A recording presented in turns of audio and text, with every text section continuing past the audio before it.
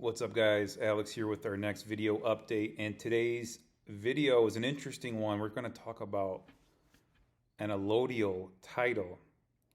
Now, most of you have not heard of this. An allodial title is something very powerful, and here's why it's powerful. So in the US, let's say you have your house paid off. You still do not own the house. You do not own the property. You have an equitable interest in the property, but you do not own the property. The only way to have complete ownership of your property is through something called an allodial title. Allodial. Look it up. Now, in the US, you pay off a property, right? Again, you just have an equitable interest. It's not 100% yours, right?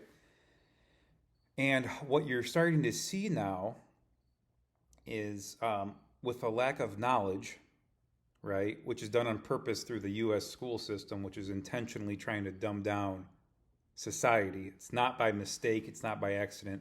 This is all being done intentionally, right? They don't want people having this information. Not just this video, what I'm talking about, but just in general. That's where things are going right now, right?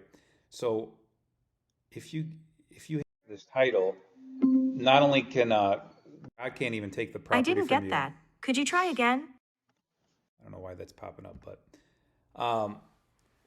even with this title, legally, it's yours 100%. Nobody can touch it. So, I want you guys to do some research today. Go to your local law firm. If you have any lawyer friends, ask them about this as well.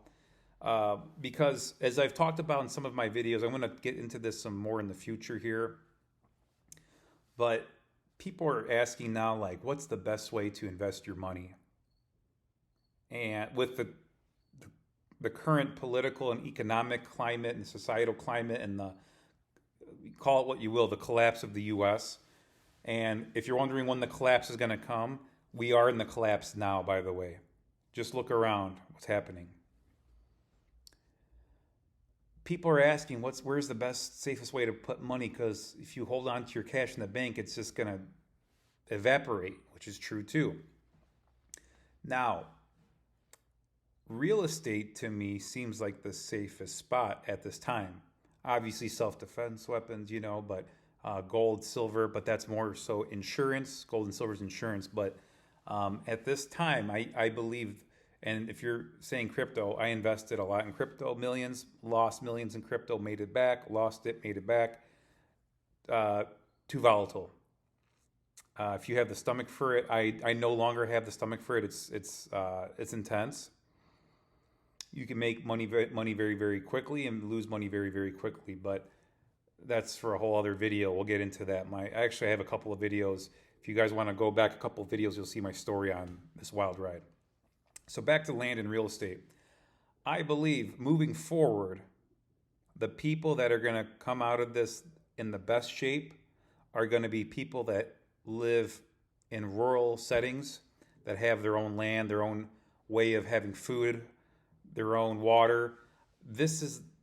In my opinion, this is where the real winners are going to be in the future.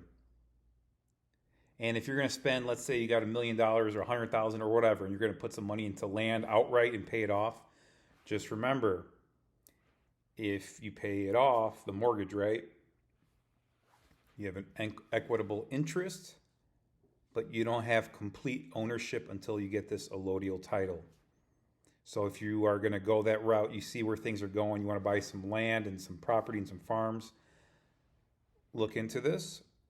I know some states are trying to make this non-existent. They're trying to waive this type of legal instrument, but look into it some more. Let me know what you guys think. I personally am working on this goal as well. I'm looking to see if there's any rural settings as well to start a new life, because not just from what I'm seeing as far as the economic collapse, but as far as just the other benefits I've noticed as well. Excuse me, that was a fly that just passed by. But the other benefits I see as well living in a rural setting, which I've done on and off throughout my life.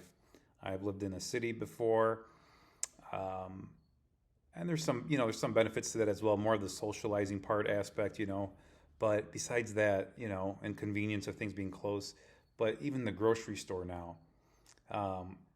If you're honest with yourself and you do a little research and read the back of the ingredients of everything in the grocery store, pretty much everything's poison. Pretty much everything is poison. It's got sugar in it. It's got processed crap in there, corn oil, all this nonsense. So, I'm not saying I don't eat crap once in a while, and I do, every couple of weeks I'll have a cheat meal. But,